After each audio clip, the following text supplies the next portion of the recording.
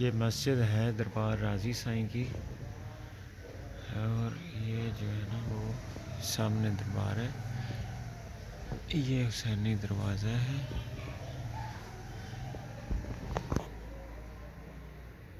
ये Iqbal Avenue phase 3 में दरबार है, अमनपुरा गांव में।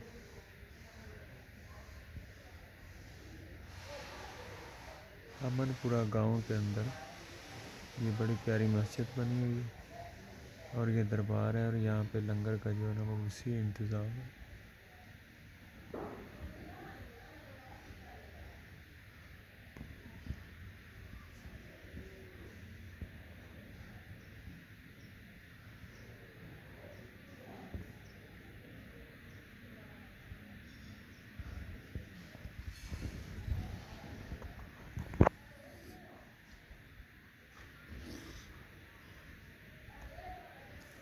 वो पीछे दरबार है, इसमें जो है ना वो